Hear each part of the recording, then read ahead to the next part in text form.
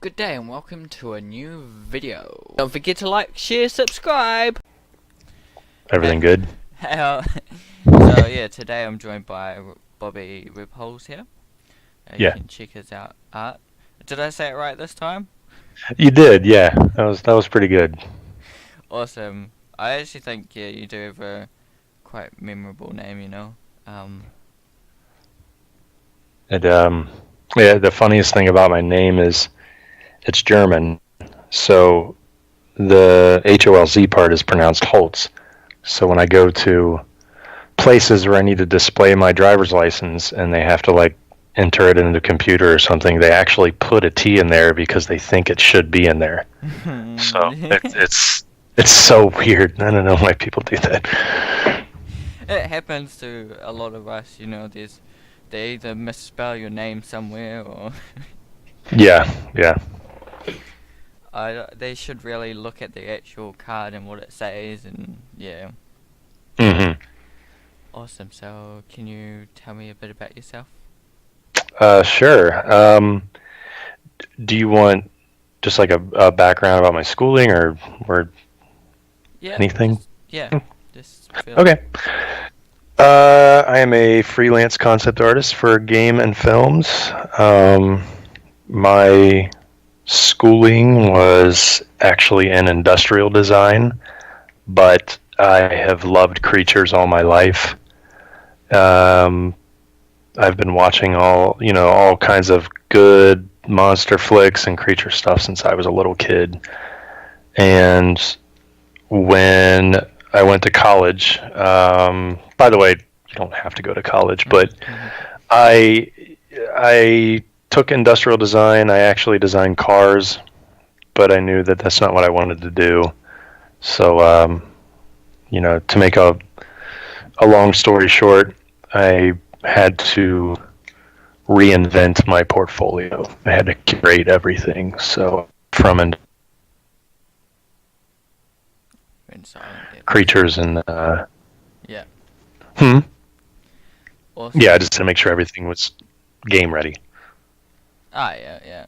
Changing your portfolio, kind of a thing. Yeah, not easy. Yeah, well, sometimes we have to.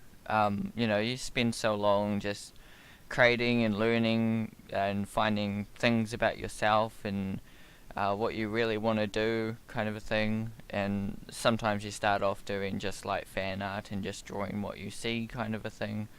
And then, eventually it takes off and you've got to just create your own thing. Yep. Yeah, I Exactly. understand that. It's awesome, but you've got a really cool website, and did you Thank you. design that one yourself, or? I basically use ArtStation. I'm a pro member, so it gave me like a template, like a specific one for my own domain, and the one that I use for my website is, I think it's like a lava theme. That's what they call it. So it sets everything up for you. There's no reason to do all that other stuff. Awesome. I mean, that's Yeah. pretty cool. It just gives you, an extra little thing on top. Yeah. It's nice. It's not like, I would say it's always necessary, but it does, add a little touch to your website to personalize it, Yeah. Yeah. Awesome. Cool. So, do you think you've had any help along the way of your journey? So, definitely. My journey has been a bit of a slow grind. So I didn't just get hired into a studio right out of college, like a lot of people tend to do. I started backwards. So I actually started as a freelancer and a lot of trial and error. So my help came from tutorials online, just grinding away every day, drawing, and not being so stubborn and not being afraid to ask people that are better than me what to do. That's a, Mm. that's the biggest thing. You know this too. It's like you got to have thick skin in this industry, and if you Yeah. don't like criticism, you're not going to make it. Mm. So, um, so yeah, a lot of that's helped. Just going to conventions and being rejected Mm. time and time again, um, until you start making those slow, like, growth areas, and it takes a while, especially if you're a freelancer. So yeah, it's that's basically what it's been, and then it gets to the point where you kind of know what you want, and it gets easier after that, but you have to learn more. So, like right now, I'm diving into 3D, and I've been stubborn. I've been drawing for 35 years, and I have to know 3D now. Yeah. Well, for me, I've learnt a little bit of 3D, but I've kind of like I'm working on my illustration skills, and that's what I'm learning at the moment. Um, but yeah, I could use 3D to help to create these characters and maybe create some backgrounds and things like that.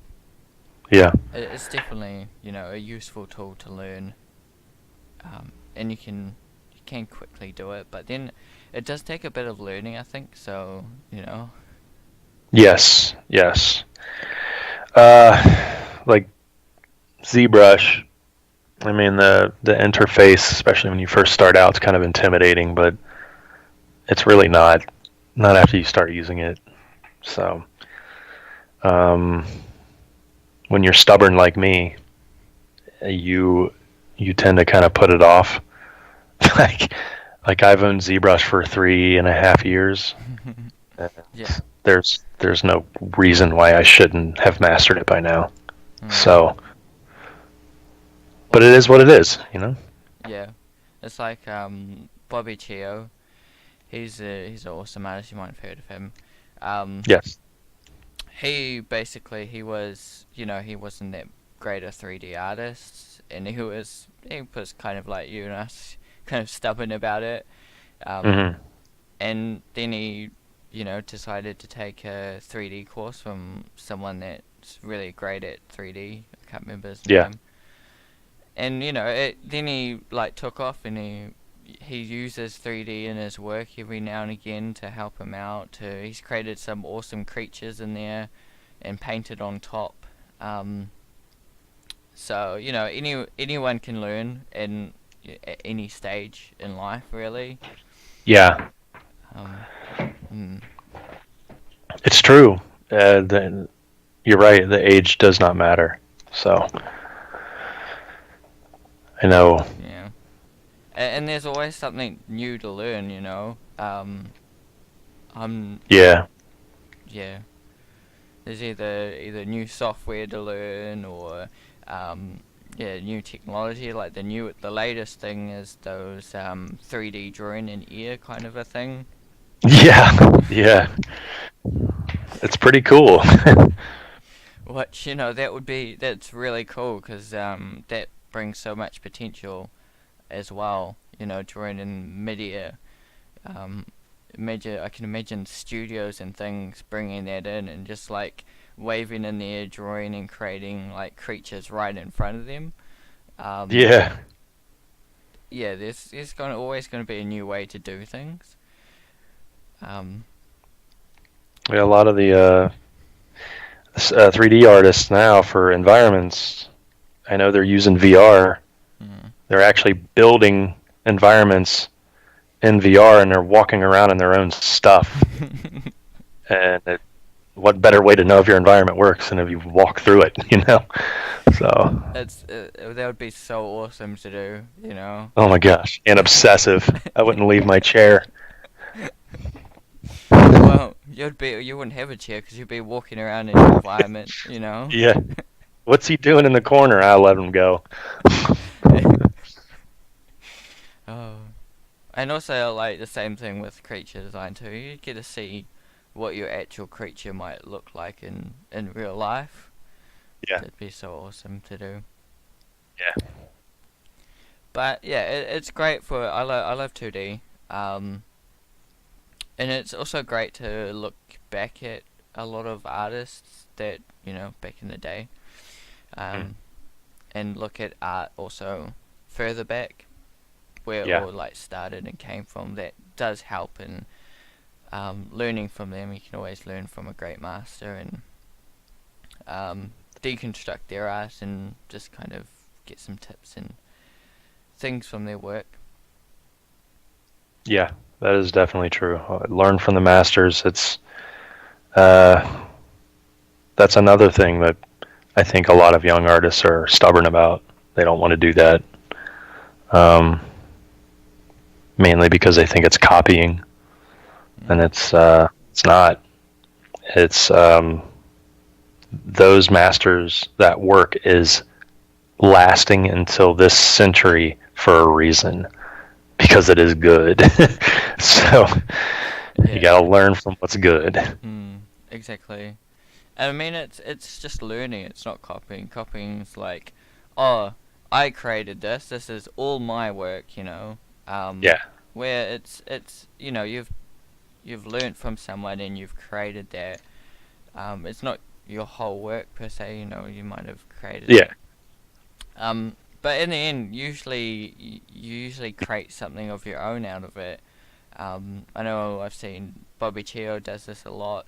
He finds artists that he really likes, and Yeah. then he copies the work or does something very similar, and then he paints it again, and then he might, change it a little bit, and then after that he will use it to create a creature scene of some sort that is the same kind of, painting.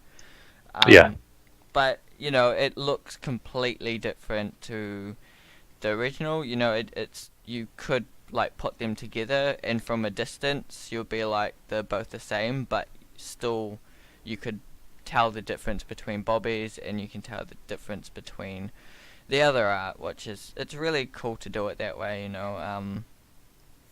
I Yeah.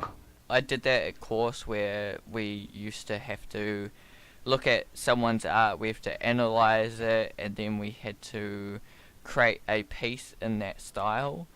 Hmm. Um, and I did take that further for myself when I was starting my first book through them. I decided that I wanted to create my characters first, and I didn't know what style Yeah. I was going for of the characters. I didn't know if I wanted something more flat, if I wanted like more 3D realistic, or I didn't know what I was going for. So I decided to, because I actually at that stage, because I took the class before, I got to actually design my own class, which was That's very cool. very cool and interesting. Because I took it before, so I was like, oh, sweet. I could design my own class as long Yeah. as they were towards the same principles and everything. They still Hmm. had all those requirements, and because I've been doing like the course for quite a few years, I understood the whole system of you had to show all your research, you had to show all your sketches and your whole process, and I understand how to do that all. I was just like, okay, well, I designed my own course, and in the end, Yeah. I decided to use three people styles and Okay.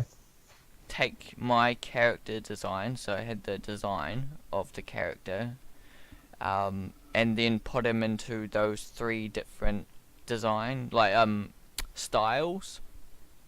Hmm. I think I did three. I might have did another one. Yeah, I'm pretty sure I did three. And yeah, and I had a few. I think one was Zion. Zion? I can't remember his proper name. Um, Hmm. he was like a children's book illustrator, and another one kind of used like flat texture design, and just like placed like cut out textures and placed them to create the Yeah. character with. Um, so in the end, I decided to go with the style of towards that children's illustrator, which he had a like interesting style where he was pushing the heads out a little bit more. You know, the characters' heads were Yeah, like a little bit proportionally bigger than their actual body, and it just it flowed with my character, and it just kind of worked in the end that way. But yeah, I really learned very cool. a bit from copying his work, from copying others' work, and just putting my characters in their style and things like that. It really helped to build my character design knowledge. Hmm. That's great, Hmm. and it's amazing how that happens. Like it's everybody's journey when they discover their own style. And that's interesting. You mentioned mixing three other artists because that I think a lot of people worry so much about developing their own style too early. Hmm. And style is something that happens when you don't plan on it. Hmm. It's usually late at night when you're drawing and it's like 2 a.m. and you have your music going and you're just chilled and all of a sudden something happens. Like a technique that you accidentally do and you're like, wait a minute, that actually looks pretty cool. And I didn't even think about it. So it just it's just cool like that. So Hmm. You yeah, can't. style happens. It just happens. You can't force it. Um, Yeah. it's it's just something you grow with. You know, you've got your own kind of take on things. Yeah. Everyone has their own takes. Awesome. Yeah, definitely. So you worked for some studios. Yes. I I'm currently under contract with Netflix, Oh, awesome. and I'm doing work for Fable Labs. Fable Labs, they do mobile storytelling, so Oh, yeah, um, awesome. like you can choose how the storyline ends up, and Ah, I do a lot of prop work for them. mm, Really just happened recently over the summer, really late summer. Obviously, I can't talk about what I've been doing, but yeah, yeah. it's a pretty big, pretty big movie coming out, Ah, um, awesome. Yeah, and I got to do some creature work for it, so I'm excited. yeah, awesome. Yeah, and just freelance too. Just when a studio needs me, I'll try it, no matter how small the project or big. Awesome. Yeah, yeah, yeah.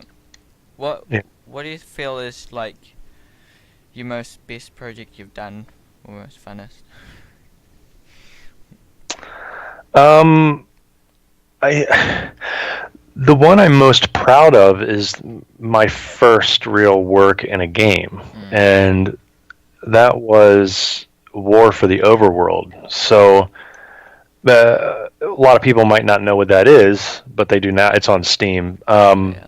War for the Overworld is actually a spiritual successor to Dungeon Keeper. So, long story short, Dungeon Keeper 3 never came out. Mm. Okay. Dungeon Keeper 1 and 2 were immensely popular, but they never made a third one. Studios have tried, failed. Mm. Uh, all of a sudden, I was just lucky enough to be a part of an indie company, and we got funded off Kickstarter in 2012, and we actually made the game. Awesome. And not only did it get made, it was endorsed by big people. So Mm. we were super happy. So that I think that was my proudest moment. Mm. And hopefully I'm going to have more proud moments, and I do. Like the Netflix gig was Yeah. really really cool for me. So that was my first movie project. I've Mm. had I've had some freelance and short films, but nothing like Netflix. Awesome. Well, So that yeah. it's just kind of some of it would be work, kind of a thing, wouldn't it? What do you mean? Well, it's just Like kind of paying the bills, or is it actual still yeah, enjoyable? yeah, like yeah, it's definitely still enjoyable. Nothing. how should I put, nothing sustainable. It's just like you're going to sign up for the gig, but it only lasts a week, or we need a character designed or a sketch, some thumbnail. So it's all part of the design process. So you treat all projects with the utmost importance because you're helping design process along. Especially being a concept artist, because concept artists keep everybody else employed. So if you don't do your job, you screw the pipeline up. Yeah. You have to start. So, and you definitely don't want anybody picking up the slack, because that's not good. So, and being a freelancer, I'm not in house. I don't have a boss breathing over my neck if they're unhappy with me. I am my boss, so there's no excuse for me not getting stuff done. So, yeah, so I have to do it. It's definitely a lot of work, hey. What would you say your like daily routine would be? Well, I have a 10-month-old child, so I'm a stay-at-home dad. Awesome. My wife goes to work. Yeah, yes. So when I, get him to sleep, or I have him in a carrier, or he's just playing around the apartment, in my site, of course, I'm working. Yeah. And then I get a lot of my work done, though, late at night when he goes to sleep. Yeah. So I've always been a night owl, so I love drawing at night. So it's my relaxing period. Yeah. Yeah. And I'm teaching him how to draw. So. Awesome. Well, that's really cool. Yeah. Yeah. We'll see if he wants to stick with it, but so far he's excited. Yeah. Well, it's a bit of fun for you and him. Yeah. I mean, I can't wait for the day when my daughter starts to draw and things, It's gonna be like, oh, yeah. But I don't want to be like, oh, you're drawing this wrong. I just want to have fun and, just see it's so funny. But it's gonna be interesting to see her look at me draw. Not a lot of kids actually see their parents draw all the time or illustrate and create things. Yeah. And I get to share things as well. Like I'll be able to share my kids' books that I create with her. It's just so awesome to do that. And yeah, they're with you at the journey too. Done. It's not all. Yeah, exactly. Rainbows and unicorns. She's with my daughter. She's is going through the phase at the moment where she's up at night, late at night, screaming and causing a ruckus, and she does it during the day a little bit. So I've got to deal with that with my partner as well, while I'm trying to illustrate. And yeah, I'm starting to get to the thing where you're illustrating at night. And it's starting to be for me. I'm starting to be like, oh, it's easier for me to work when she's asleep. Yeah. But yeah, I definitely do try. Yeah. Well. Yeah. What you gonna say? Yeah. I'm sorry, I didn't mean to interrupt. You go. We've been talking about daycare, and because it's getting to the point where my kid is 10 months old and he's crawling a lot and he's wanting to stand up and grab things, and it's like I can't get my freelance done if he's doing this. So the little booger is going to go to daycare so dad can do his work. So well, fair enough. You can't be at home 24/7. I mean, this Yeah, that's so true. Yeah. And yeah, for me, on top of that, I've also got work as well. Yeah. So, that might be a bit more often soon. I'm not too sure what's going to happen there. But I mean, at the moment, or for as long as I've had this job I'm on. I only usually have like 3 days a week. Sometimes I've had um, a bit longer, like I've had 6 weeks kind of full time.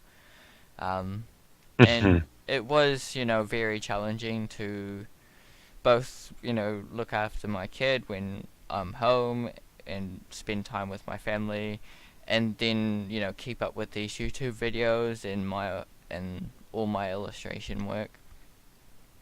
But Yes, it's not stopping me. I it's just hard.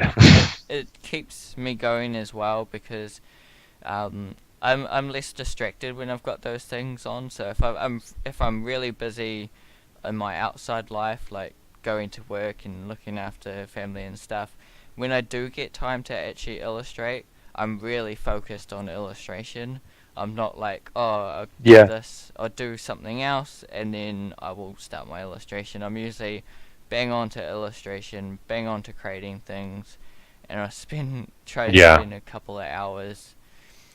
And yeah, I don't get other stuff done sometimes, or I don't get to have like fun while gaming and all that stuff. I don't do that while I'm yeah, bringing this on.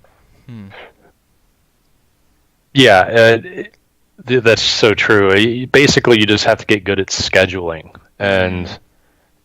when you're freelancing at home and you have a lot of stuff going on, because you have a kid and you have YouTube channel and all these other responsibilities. Like I had to stop my Patreon because it was getting to the point where Mm. I couldn't put the energy into that as much as I would have liked. And Oh I yeah. still work out like every day, and Mm. I have to make sure that I go outside, I Mm. walk, know, and breathe in the fresh air. And just taking care of yourself is vital because when you're doing freelance and you're sitting at home all day, food is readily available. You got Cheez-Its, you got all this stuff, and um, you have to watch it. You do. Mm.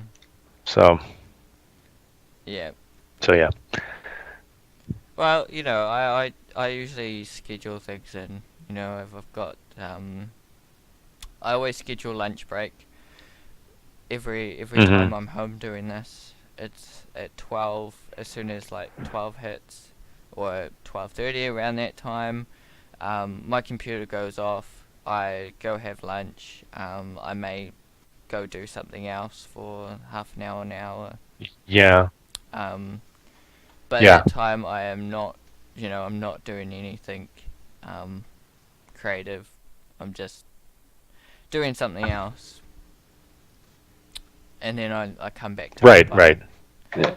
yeah, and I make sure I come back to it by at least 12:30, 1 o'clock, and Uh huh.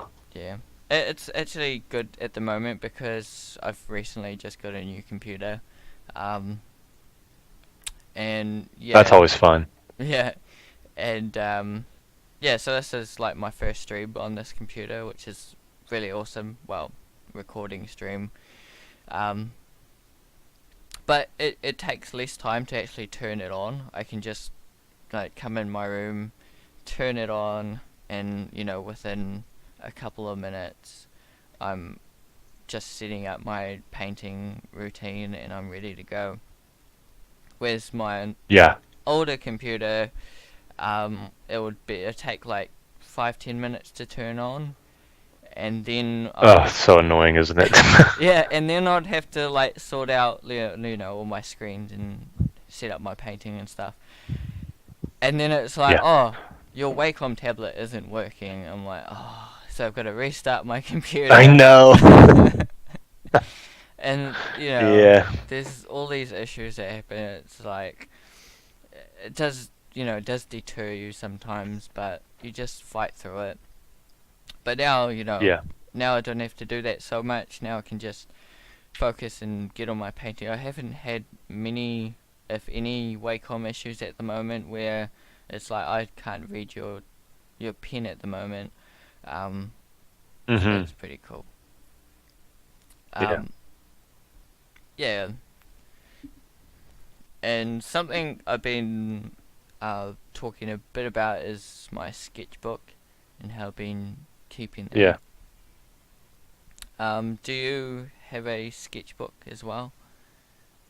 Keep a I good one. do. I buy my Moleskine sketchbooks, maybe a couple times a year, Oh and just yeah. fill them up. Just do a lot of my creepy little insect, hairy alien bugs. A lot of that stuff. Yeah, I Awesome. love them. I love it. I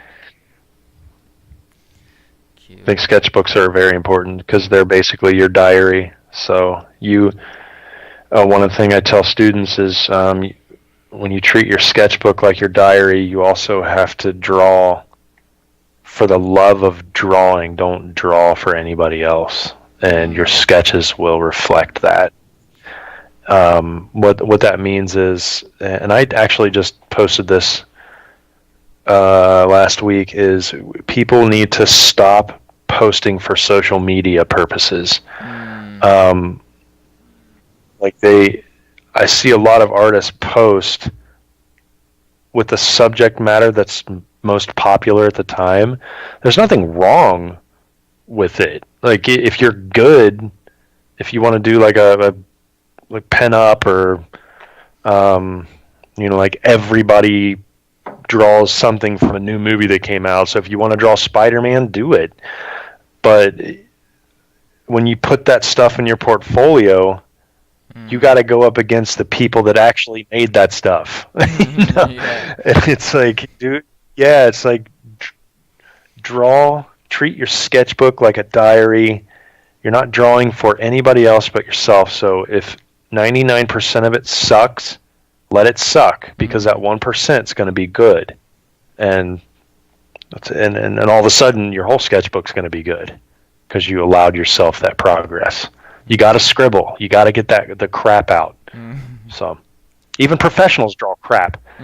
I've been drawing 3 decades and I draw some stuff. I'm like, what the hell is that? Yeah. So yeah, it just happens.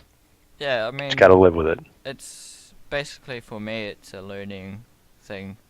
I'm drawing in there. Usually, I'm drawing. At the moment, I'm doing these like turtles where I create turtle shells out of random things.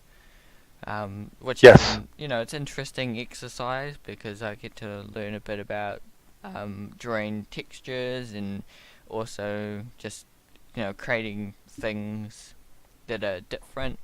Hmm. And yeah, I'm just drawing random human anatomy in there as well. Um, Yeah. which that's not helping me right now, but eventually I'm going to get that again some point down my road. You know that I'm gonna have to draw Yeah. another Yeah. humanoid character. Hmm. Um, and I mean it does help in what I'm doing now, kind of a thing as well, because um, human anatomy and animal anatomy, they are similar per se, um, Yeah. in a way. Very similar. There are Yeah. things that are the same, and you can, yeah. Yeah. Anatomy's tough. It's Mm. very tough. But if you keep at it, you slowly grind away at it. You'll get better at it. Mm. I think there, especially with new artists, there are those mistakes of, I'm an animal artist. I never have to do, human anatomy, but I feel that's Yeah. wrong. You should at least keep learning a bit about human anatomy and animal anatomy because they do play a part in each other. Yeah. Yes. It's true. It really they complement each other. The fact that you can get good in one area and it translates to the other. So if you're really good at sketching the human body, then when you try to draw creatures, you can transition into humanoid looking things quite Mm. easily. It's all about bending the rules without breaking them. So so for example, a lot of my creepy arachnid type creatures have a little bit of human element brought into them. Like shoulders and arms, like the triceps, forearms, sometimes the torso. So it kind of looks familiar, but not quite, so it makes you look at it longer because you have no idea what you're looking at. But you still have to make it believable. Instead of just putting a bunch of random lumps there and call that a creature. Because that happens a lot. I teach a course for CGMA, Creature Design for Film and Games, and I tell my students, when they first start out doing thumbnails, I'm like, you got to draw what already exists. You have to. And then you can bend the rules. So. Yeah. I mean, yeah, my sketchbook has definitely, I've had heaps of them, and they've come different ways. Sometimes I'll be using it to just go out and draw kind of what I see. And, I still do that every now and again. I go out and maybe I might draw some bushes I see, or I might go draw the tree I see, or just, something I go see. Other times I'm just kind of drawing from my head, kind of just creating fun little sketches and things. Yeah. I seem to do a bit more of that these days, of just creating straight out of my head as well. With less of me actually drawing the reference. But I have done a lot of time of pretty much just me drawing what I see of reference, and it has helped a lot to do that. Yeah. And that's good. And it all plays into learning in general. I mean, there's going to be a time when you don't have reference in front of you, and you got to make stuff up. But then you have your visual library of things that do exist. So you can kind of pull info from that. And then sooner or later, you're going to start creating these entire things, like people or creatures. Totally believable. Rules are bending, and it still looks functional. And I think that's a definite win. So you just got to keep it up. Keep going. Yep, keep going. Awesome. What are some of your main inspirations?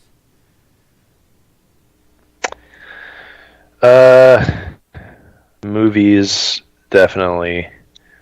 And there's more, but like movies have been a big part of my life ever since I was a little kid. I always loved video games. I've been playing video games all my life, but I knew that because I grew up in the 80s, so my parents were already letting me see Predator and Aliens, Alien, American Werewolf in London, all the good stuff. I knew I wanted to design creatures for movies. So I think that those types of movies really had an influence on what I draw, especially Aliens. I mean, just H.R. Geiger's work is amazing, and James Cameron's work. And then the other thing that really influences me is just nature in general. It has been more and more apparent of that happening over the past, I would say, 5-6 years, when I realized that what is out there is already crazy looking. So it's like, we're human beings, so we take advantage when we see a bird, a dog, a squirrel, a cow, like all the typical stuff you see. If you really sit down and look at them, they're freaking weird. And not only that, like, things actually fly. Are you kidding me? And stuff that they find in the ocean. It's just I'm always looking at aquatic life, just photos and I don't know. I love that stuff. I think it just has a really big influence on what I do, and that's my big inspiration. And then, of course, artwork out there. I'm on Mm. ArtStation every day, and I look at that. I look at the community wall, the trending wall, just to see what everybody's doing. So it just slaps you in the face and then inspires you at the same time. Yeah. Yeah. Yeah, I feel that some people can get slapped in the face a bit too much. You know. But yeah, you just gotta Yeah. ignore that. You're on your own path. You'll learn from what these artists are doing. Yeah, your Yeah. work's awesome. I really quite Thank like you. some of you've got some anatomy stuff going on here. Um, and it's really cool to see, your portfolio. It has a little bit of, um, a bit of sketches in there. It has, your Yeah. um, development. It's not all, final illustrations and things. Um, but Yeah. Yeah. that's something really awesome to see. Thank you. I Yep. just love drawing. I can't think of a day that goes by where I don't do it. So Awesome. Yep. Well, it's been Bobby Rebholz. yeah. Oh, perfect, dude. 10 out of 10 right there. Awesome. Hopefully, you guys go enjoy everything you see. Um, yeah, just keep creating. Thank you, and I appreciate having me on here. So it's been a pleasure. Awesome. Thanks. Bye. Okay. Bye. Thank you.